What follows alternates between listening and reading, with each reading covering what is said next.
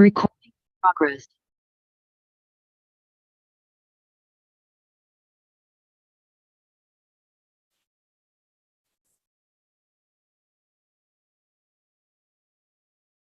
Thank you. Good morning and welcome to the Committee of the Whole. My name is Onyeka Dozie. I will now call this October 3, 2023 Committee of the Whole meeting to order. The time is 11:03. I would like to acknowledge that the city of Maple Ridge carries out its business on the traditional unceded territory of the Kezi First Nation and the Kwantlen First Nation.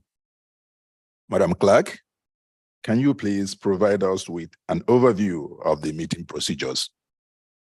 Good morning. This meeting is being live streamed and recorded and will be available to the public for playback on our website in accordance with Council Policy 3.12. Committee of the Whole is the initial venue for council review of information to ensure that council can debate and vote on issues at a future council meeting. No voting takes place on bylaws or resolutions during Committee of the Whole. This meeting is being conducted through the city's One Meeting platform. For voting purposes, council has been provided with voting cards: green for in favor, red for opposed, yellow for point of order. For members of the public who would like to speak during committee forum, please clearly state your name and city of residence before beginning your comments. If you are participating electronically, please use the raise hand icon, and when you are called upon, turn on your camera. If you are attending the meeting in person, please come forward to the podium when the chair invites speakers. Thank you very much. We go to the items 2 on the agenda, approval of the agenda. Yeah, okay. You want me to, let me move the motion. Move to approve the agenda. It's okay. So can I have a motion? Yeah, Mayor Rumi, thank you. Councillor Judy. Okay. Okay. Those for? Unanimous. Okay. Item number 3. Clerk. Item number 3 is adoption of the minutes. Thank you. Councillor Yusuf, followed by Councillor Carreras. Those for? Unanimous. Okay. The meeting remains, minutes remains adopted. Item number 4. We don't have anything on that. Number 5, Madam Clerk, please.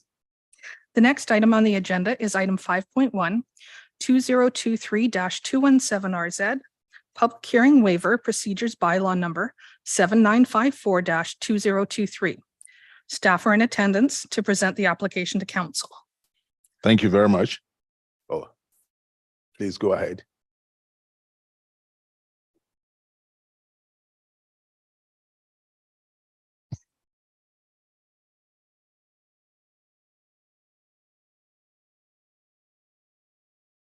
You can proceed. Oh, okay. I wasn't seeing that. Sorry. I was looking at this.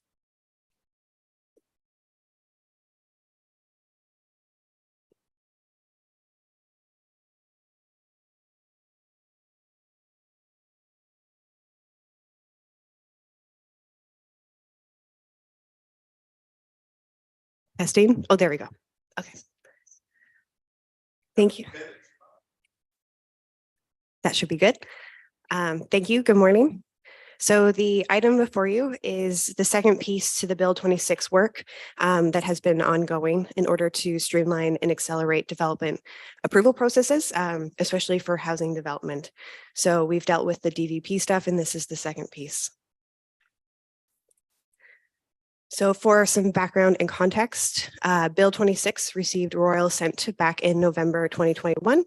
And part of that bill allows municipalities to pass a bylaw to remove the default requirement for public hearing for specific zone rezoning applications or zone amending bylaws that comply with the official community plan. These changes for Bill 26 were in recognition that housing affordability and attainability is a significant challenge in the province. At the February 28th, 2023 Council workshop, Council received a report providing an overview of the DVP stuff as well as public hearing and a starting point for what zone amending bylaws may be eligible for waived public hearing by default. And what we mean by default is, I'll get to it a little bit later, but the public hearing process, should something comply within these thresholds in the criteria that I'll get to, public hearing would not be held unless council passed a specific resolution to hold public hearing. At the February 28th, 2023 Council workshop meeting, Council directed staff to bring forward a bylaw to permit zoning applications, which are consistent with the OCP to proceed without a public hearing by default, providing that appropriate public notice had been made. So in terms of currently what our process is, we're calling it the non-waived process.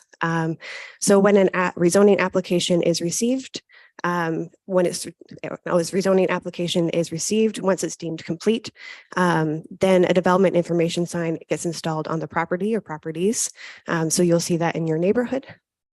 As the application kind of formalizes and completes itself, the developer can hold what is called a DIM, a development information meeting. And this is where members of the public get notified by the developer to come and provide comments on the application itself.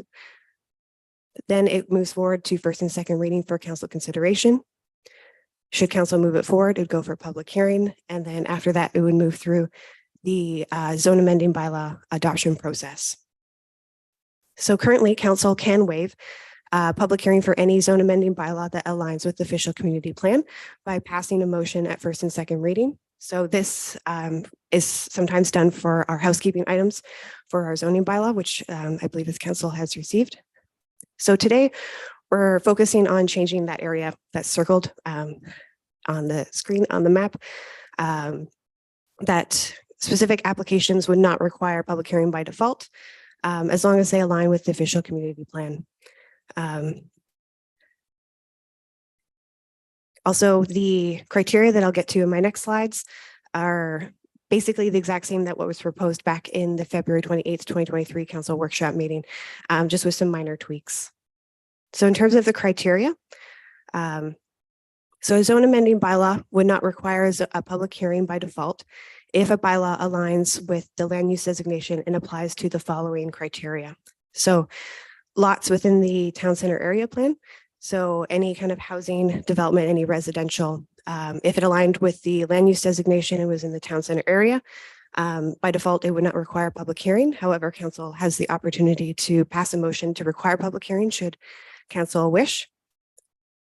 Lots within an area plan other than the town center area plan. So, Silver Valley, Hammond, and proposing that if the zone amending bylaw is changing less than 50 residential units for townhouses and apartments, less than 25 residential units for single detached developments, and less than 9 residential units for duplex, triplex, fourplex courtyards.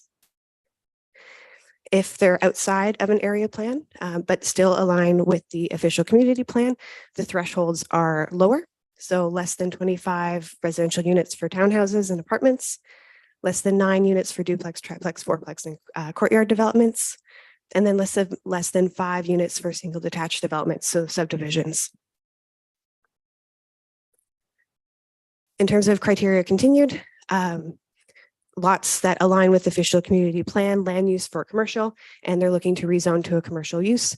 That kind of zone amending bylaw would not require a public hearing with this criteria. Same with industrial and institutional.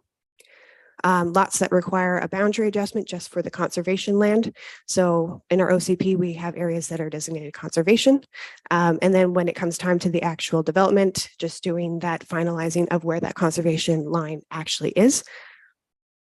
And then kind of a catch-all in order to be consistent, any zone amending bylaw that is consistent with the zoning and lot pattern in the immediate and surrounding neighborhood to satisfaction of the director of planning or their delegate. And that's just to basically help us with any split zoning. So should council pass the bylaw with any of the proposed criteria, a notification would have to be sent out to the public prior to first reading for any of these applications because public hearing wouldn't be required. So prior to first reading, notification would be sent out and it would be exactly the same as what is required for public hearing today. So the notice would be in the local newspaper and a letter would be mailed out to residents within 50 meters of the property subject of the application.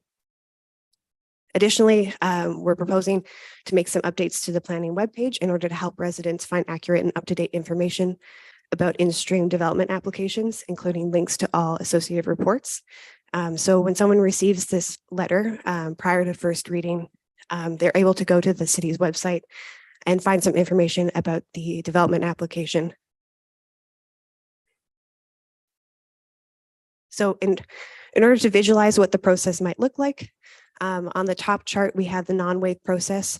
So that's our current process. And should council move forward with waiving public hearing by default for select applications, this would apply to any applications that don't meet the criteria that's proposed.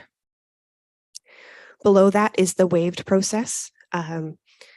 So again, we'd have the rezoning application received, we'd have the development information sign being installed, there'd still be the DIM. The only difference is that notification would go out to the residents prior to first and second reading. And this would be the opportunity council would be able to hear from the residents on feedback about the application. At first and second reading, council has the opportunity to pass a motion to hold public hearing for any specific application that is desired.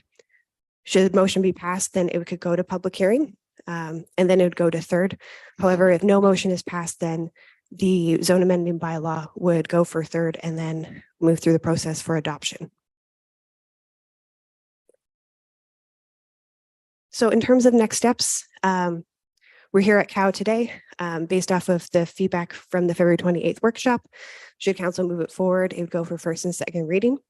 In order for new applications to be able to fully benefit from the changed process, because doing this would approximately save 4 weeks. And should that move forward, it would finalize the bylaw, give final reading. And again, we're proposing a 1-year review.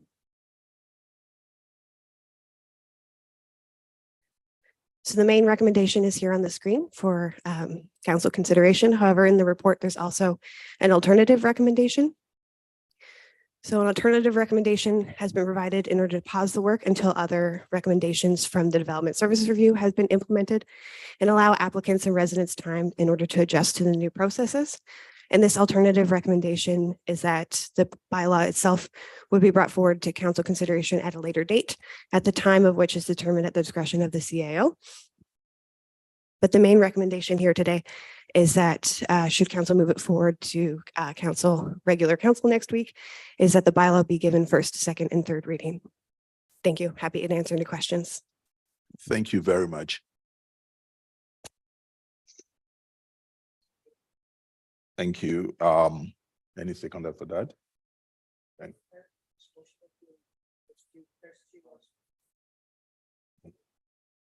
Sorry, speak up.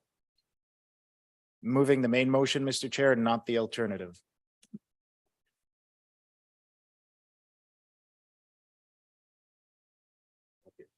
So I've just been advised that it has to be either to move the document forward as it is or refer it to the staff is what we're gonna do and not to persist it. Okay. For now, I guess we have to go to question time first of all, and then we can take it on.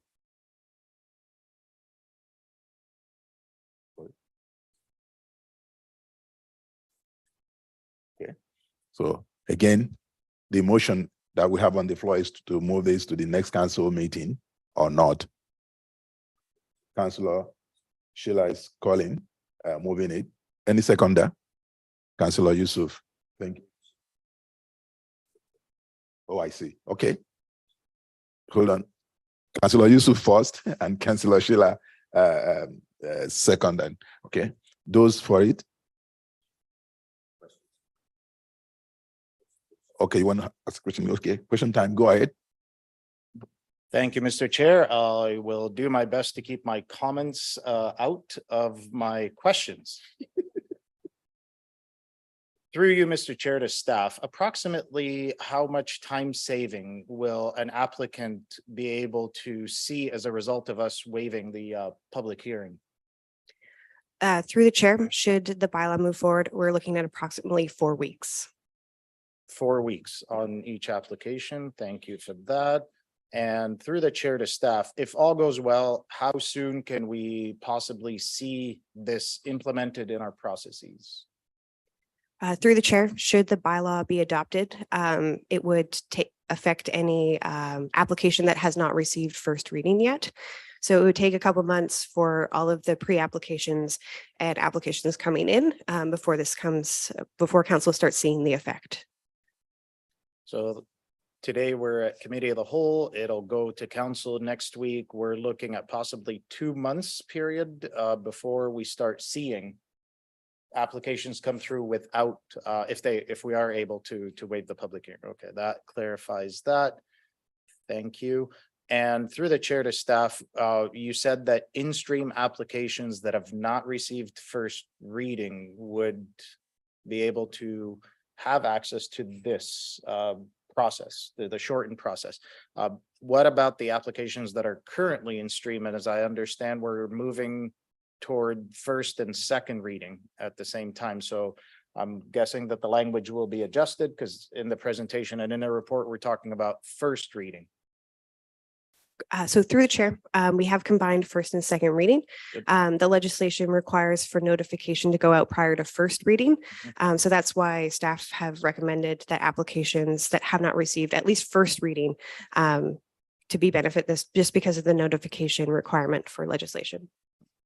Thank you for that. And my last question through you, Mr. Chair to staff, when we're talking about waiving the public hearing after second reading, and the process that you laid out with the graph on the bottom there, where we're not doing a public hearing, but yet we have the information going out to the public for feedback at first reading. Does that mean that the public will have the opportunity to weigh in on applications from first until third reading, or where is the period, if you will, for the public to be able to have their input on applications?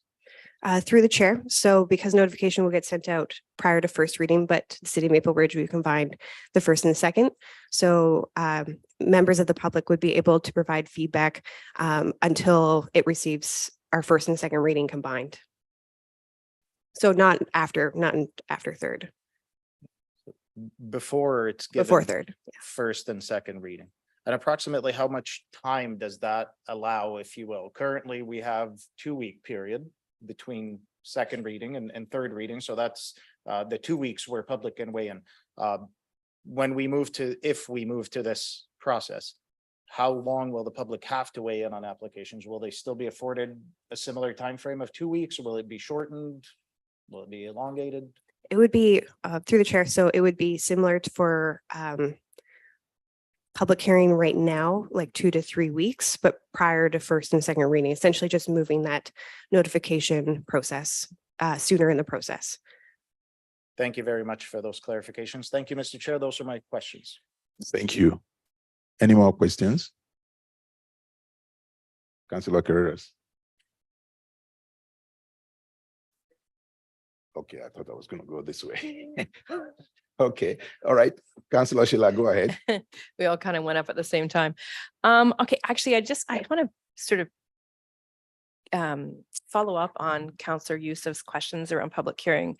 So currently, we do have public hearing, and the community we cannot receive any information on a development after public hearing before finalization. How does that change in this next one? Does that mean we're not allowed to receive any public information after first reading?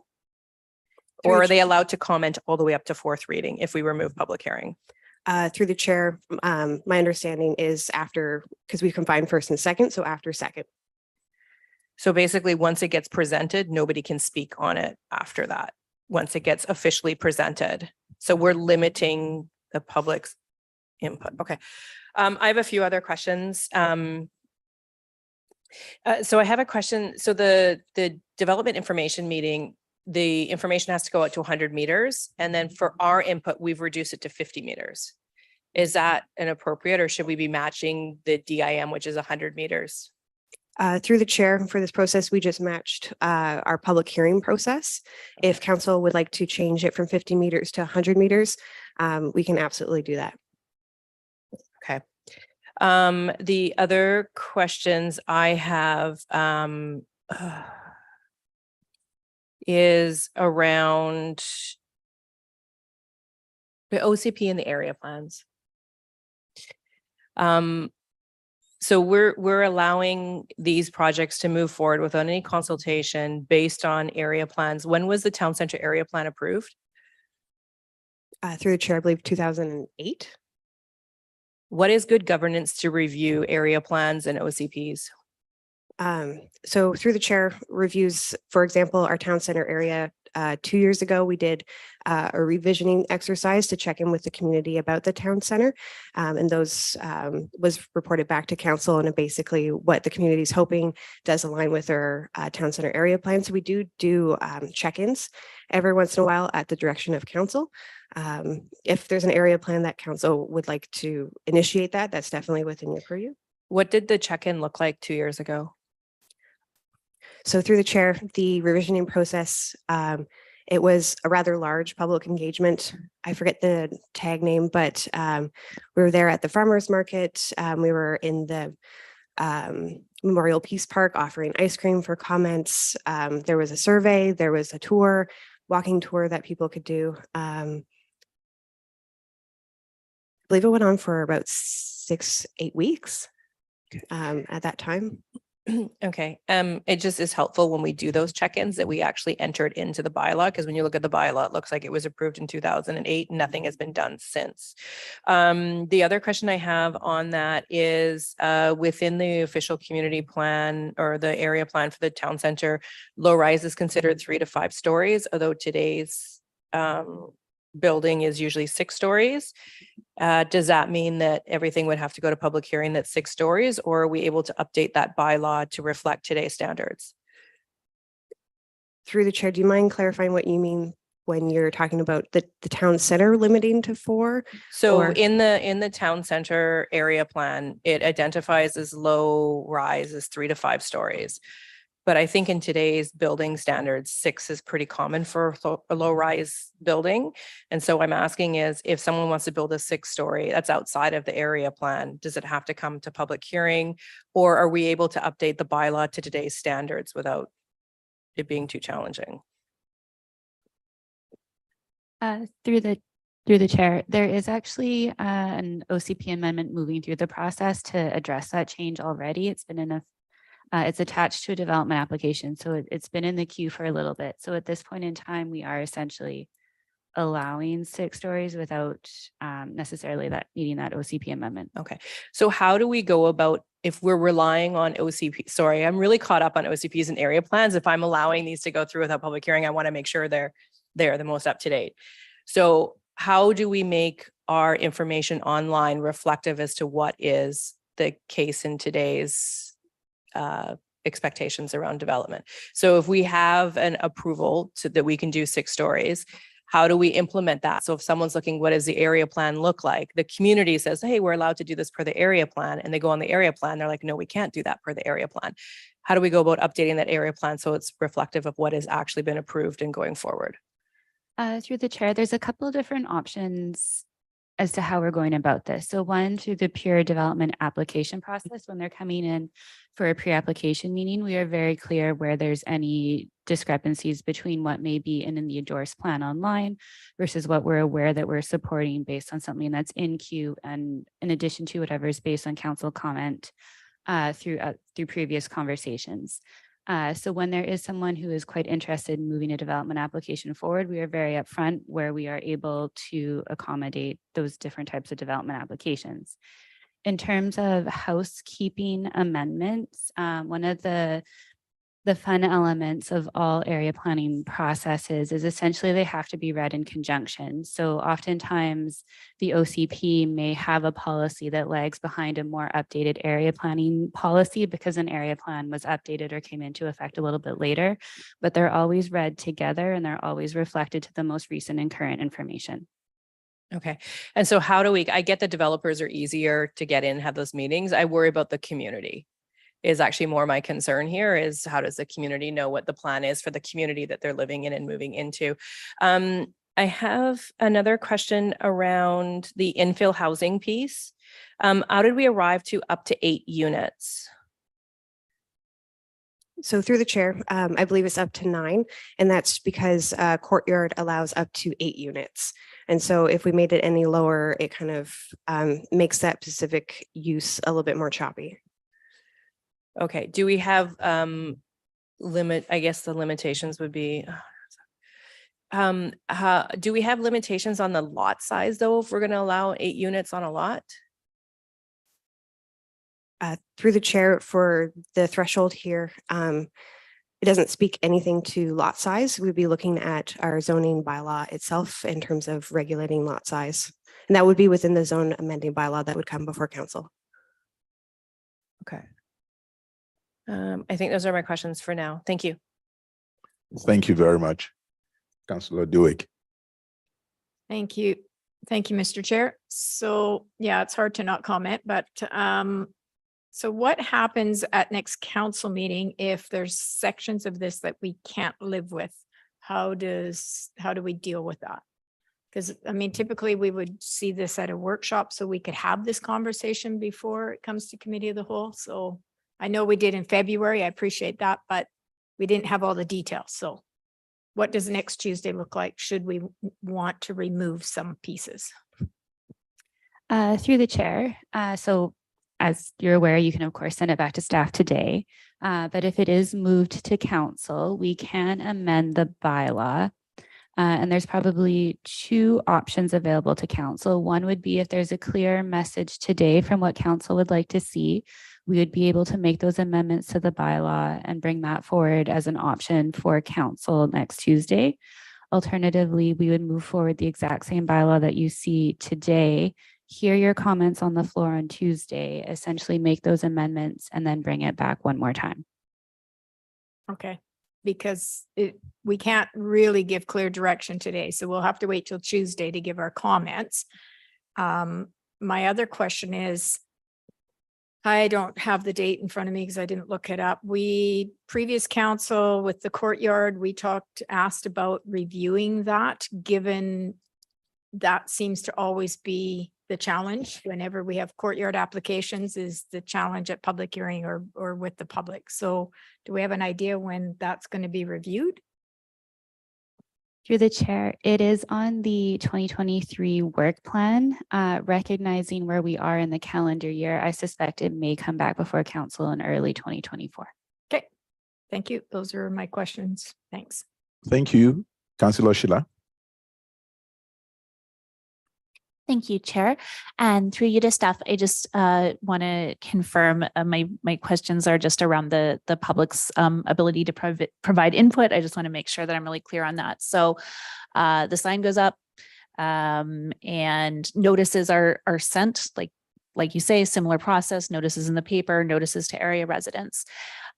Would council get sort of a summary of what had been received back? Because we'll sometimes get that at public hearing, information like we sent 50 notices out and we got 2 back. So would council still get that information, and what would that look like?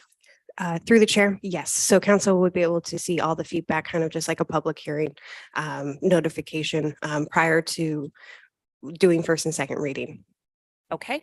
And so we get that feedback, and then at that council meeting where first and second reading is happening, that's where council would have the ability, a councilor would have the ability to put forward a motion to hold a public hearing if they felt that that was reasonable.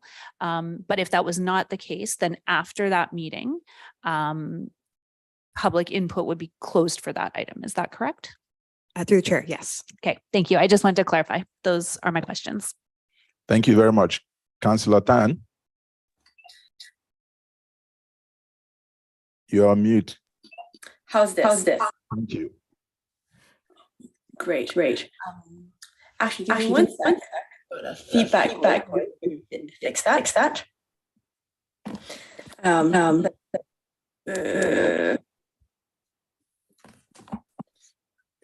Sorry.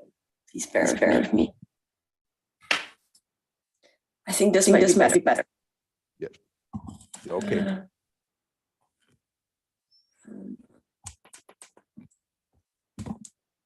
Sorry.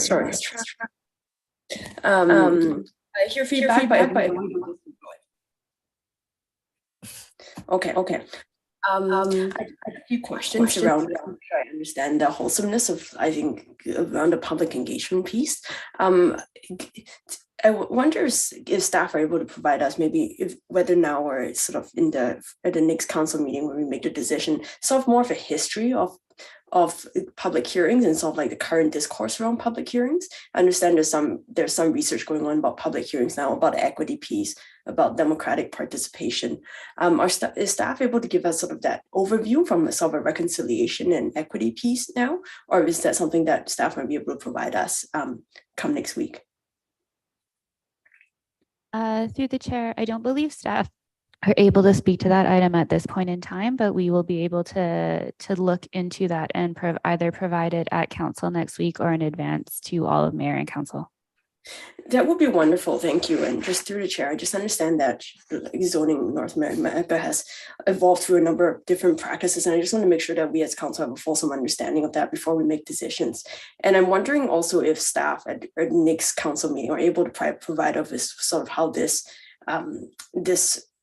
draft is going to may or may not affect some of the supply of affordable, attainable housing. I know we're still discussing the specifics of the public hearing now, and I just want to make sure that I have that information on how this decision will impact housing supply. Again, just asking for that information to be provided, if not now, then for the next council meeting. So through the chair, I can speak to that now. In terms of affecting attainable housing supply, by waiving public hearing, essentially, this would just accelerate and streamline the process by approximately 4 weeks. Great. So Okay. just move through the process 4 weeks quicker. Great. Okay. Thank you. Thanks, Chair. Thank you very much. Any more questions? Okay, I now call the question.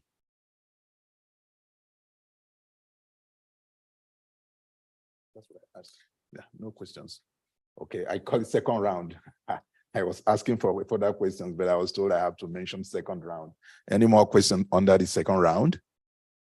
Seeing none? Yep, I call the question now. Those who are for this motion. Okay, unanimous. The motion is carried. Thank you very much for the presentation. Okay, Madam Clerk, you proceed with the next item on the agenda, please. The next item on the agenda is item 5.2, 2022-292RZ, 12040 248th Street, second reading zone amending bylaw number 7882-2022. Staff are in attendance to present the application to council. Thank you very much. Please go ahead.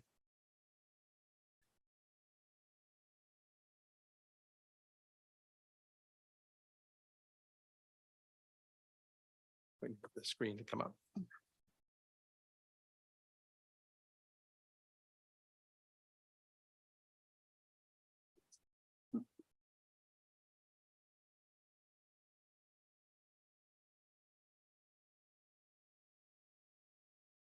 Okay, this application here at 12040 248th Street is being considered for second reading for zone amending bylaw 7882/2022.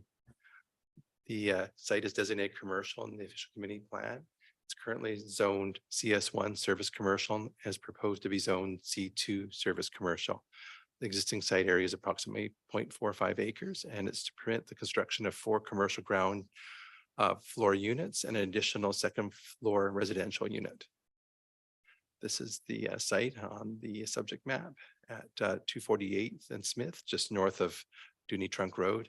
This is the application on the OCP land use map showing it, the site designated as commercial, is along with the site to the south is designated commercial. And this is it on the orthophotograph at 248th and Smith. Just noting that to the south is effectively the first phase of this development called Garibaldi Crossing that was built and under rezoning just a few years ago. And this site is being proposed to be zoned to the same C2 zone and effectively be the second phase of Garibaldi Crossing.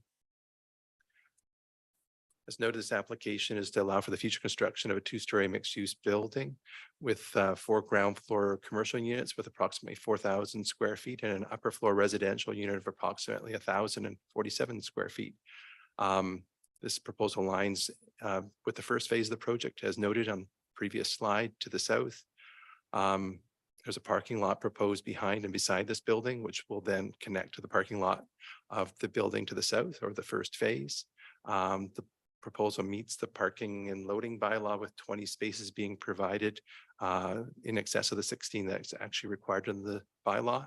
And 2 of these spaces will be EV capable and 1 will be accessible and 2 will be allocated for small cars. And as noted, this application is compliant with the official community plan. And if the application is to proceed to completion, there'd be a $5,600 community amenity contribution payable at adoption.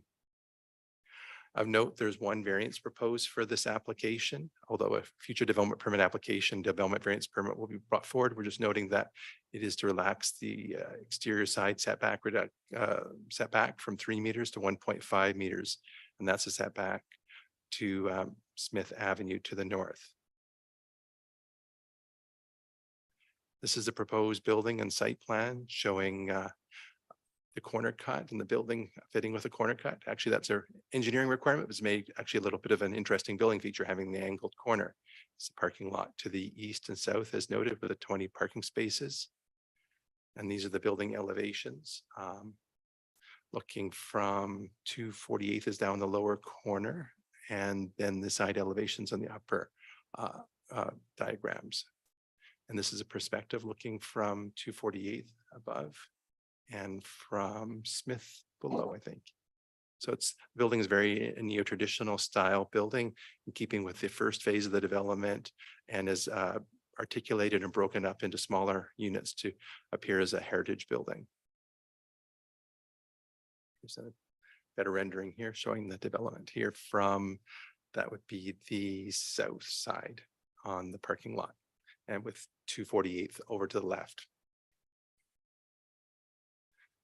And I'll just very summarily note the recommendations, as are quite long.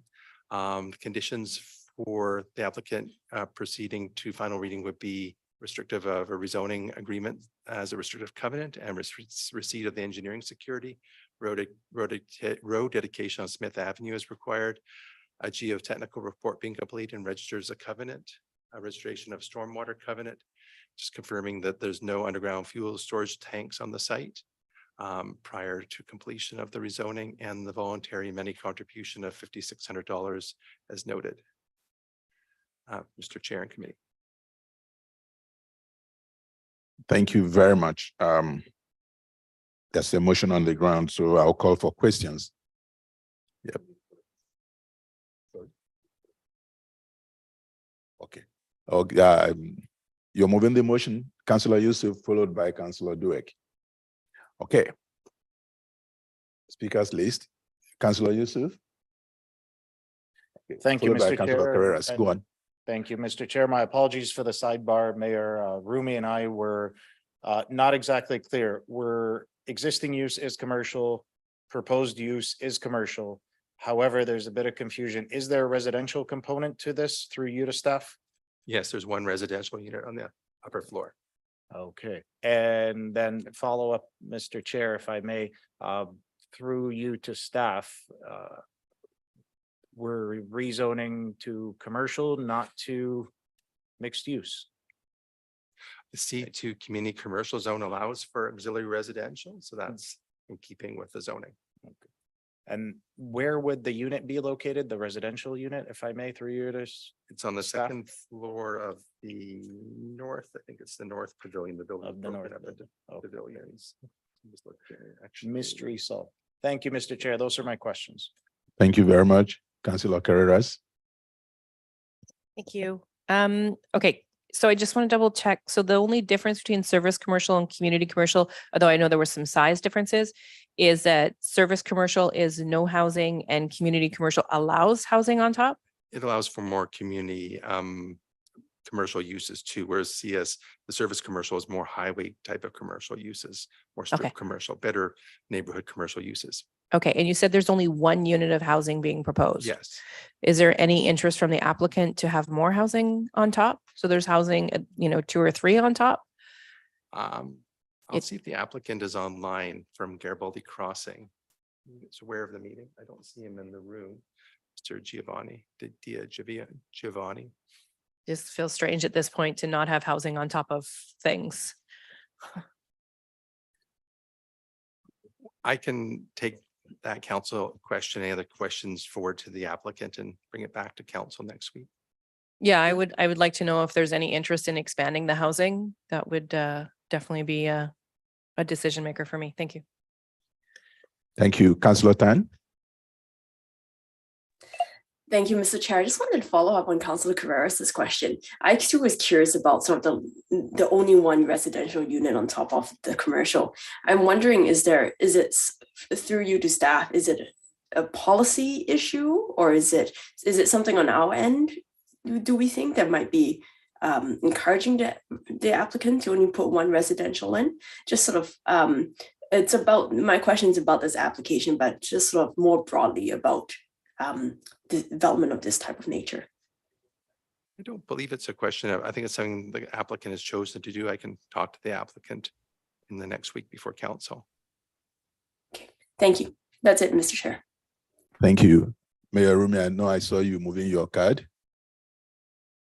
Thank you very much. All my comments have been spoken for, and I'm going to echo Councillor Carreras's comments.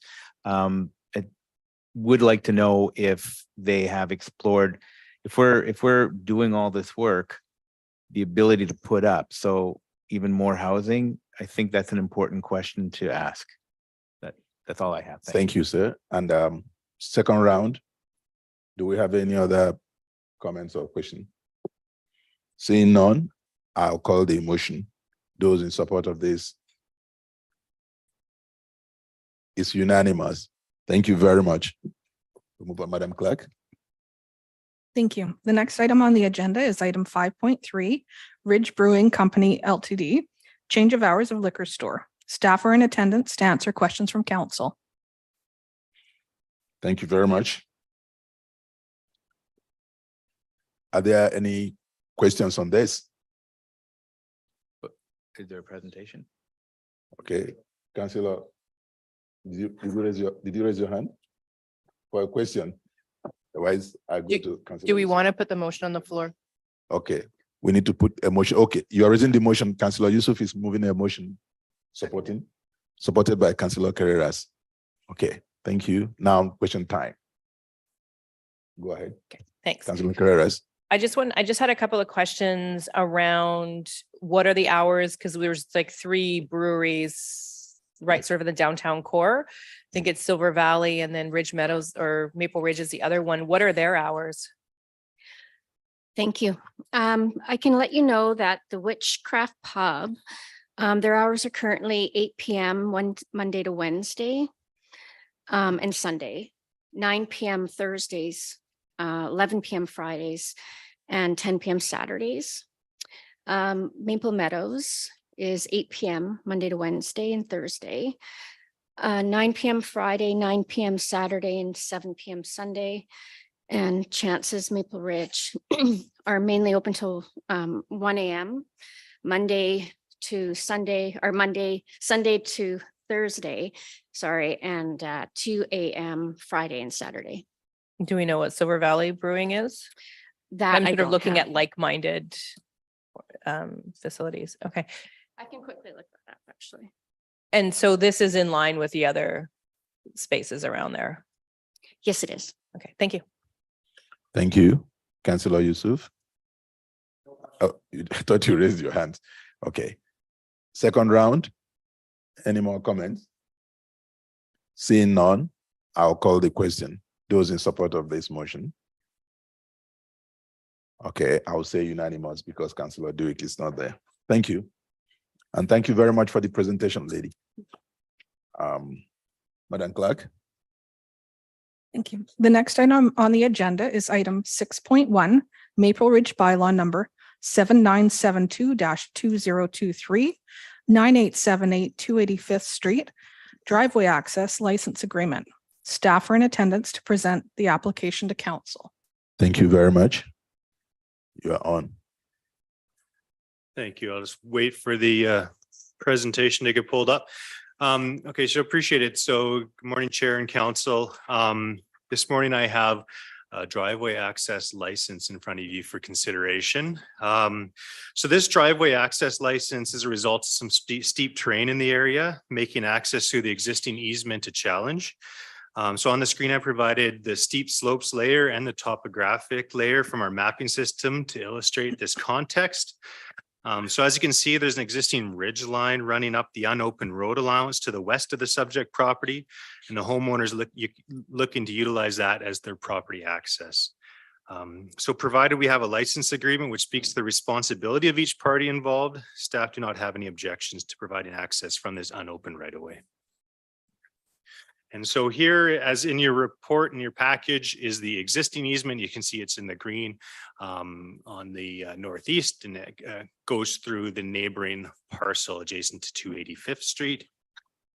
I've also included the license area, which is that blue area upon this map. And so that's where the homeowners looking to establish access off the end of 98th Avenue. And then at a high level, the general requirements include a geotech report. The works be constructed to a minimum standard, the permitting required to construct the work, ongoing maintenance, and prohibits storage and installation of a gate as it needs to remain an area open to the public. And so with that, there's the recommendation that I'm going to ask me move forward to council next Tuesday, and happy to answer any questions you have. Thank you very much. I suppose we have to move the motion first. Councillor Yusuf, followed by Councillor Sheila. Thank you very much. Again, question time.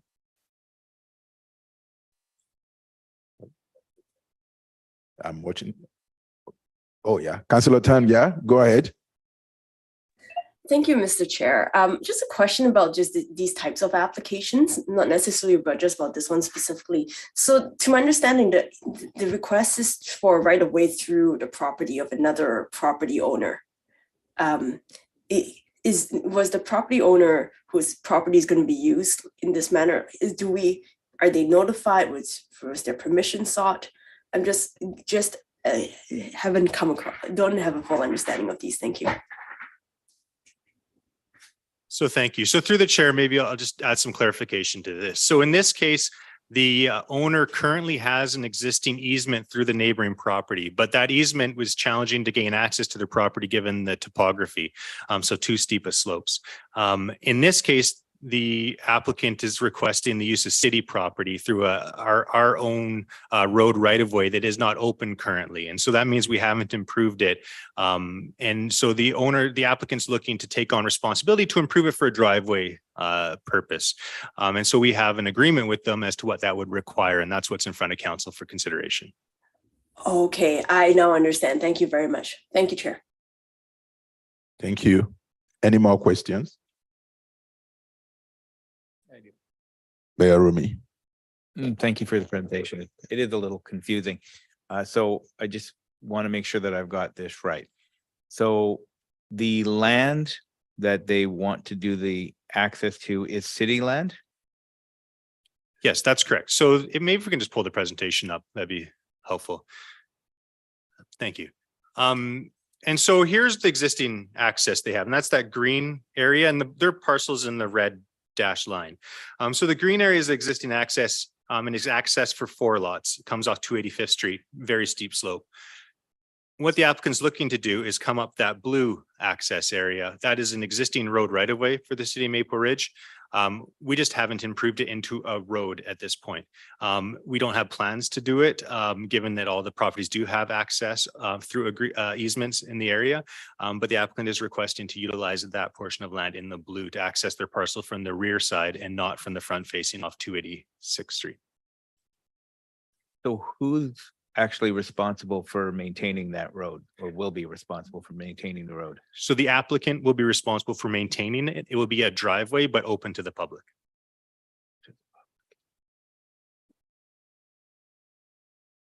Okay, all right, thank you. Councillor Yusuf.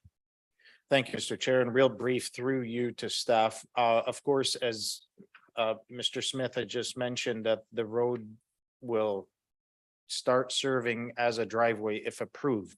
To the construction of that driveway, will the city require the applicant to construct it to a certain standard in order to be utilized as a road in the future? Or will we simply be saying, establish it as a driveway, when the time comes to build it as a road, we'll take care of that? Yes, correct. So we would request that they build it to a minimum standard for a driveway, not for a road right of way.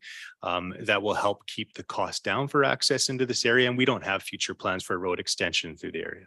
Okay, thank you for that. That was my question, Mr. Chair. Thank you. Thank you very much.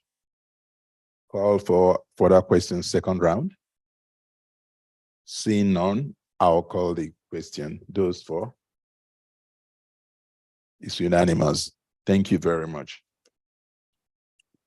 Item, I hand it over to you, Madam Speaker. I think it's getting us Thank you. to item number 10. The next item on the agenda is item 10, Community Forum.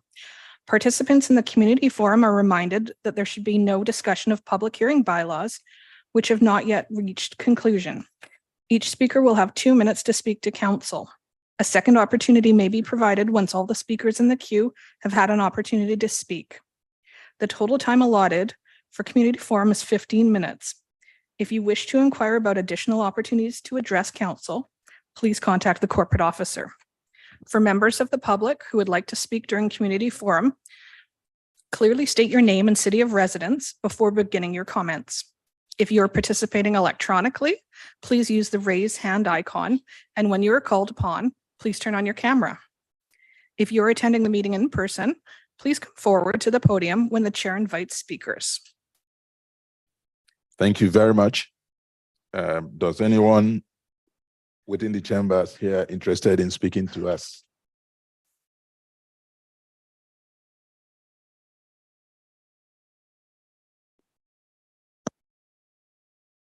Just a reminder, sorry, sir, before you start, that you have 2 minutes to speak on this. Thank you. Sure. Thank you very much. My name is Mangal Sindar and I'm a local builder here. And he's Mandeep Sandhu, my partner. And we are building one house here on 126th Avenue. 21794, 126th Avenue, Maple Ridge. Yeah, and unfortunately, we have to go through the city bylaw, which states we need to have underground electrical requirements. And there is all over the place. There is over the head services, and the city, it's Lisa, I believe, Lisa from the engineering, and she requested that we have to have go through the underground design and everything. We checked with the BC Hydro, and they said they don't have any such plan. And if city requires it, then there is a lot of cost involved, which could be like $35,000 to $45,000. And the whole neighborhood in that area, like all the houses around the radius of around 2 kilometers, every single wire is above ground. The BC Hydro, the Thales, the Shaw, everything. And exactly outside our house, there's more than 50 wires goes from left to right, up to down, and here and there. And only one wire is not going to make any sense to put underground. And the new pole is installed already there on the property, according to the city. The house is already serviced with the above ground right now with the temporary services. BC Hydro clearly said that when they have a plan for the whole area, so that whole area is going to be cost for each house like 3,000 to 5,000, which is costing us right now 40,000, and we are already ready to get into the house. But because of that wire, we can't because the delays is like 2 to 4 months. And when we're talking about the the affordable housing, I don't understand how we able to keep affordable when one house have to pay just keep one wire underground $40,000, and it's just across the street. The pole is across from our house to the BC Hydro. Thank you very much. Thank you very much. I'm sure the clerk has noted your comments. Any more speaker? Anybody online? Seeing none, I'll hand you over to the clerk again. What do we have next? Thank you. The last item on today's agenda is item 11, adjournment. Thank you very much. And on that note, I want to say that this meeting stands adjourned. Thank you very much for your attention. I'm not going to break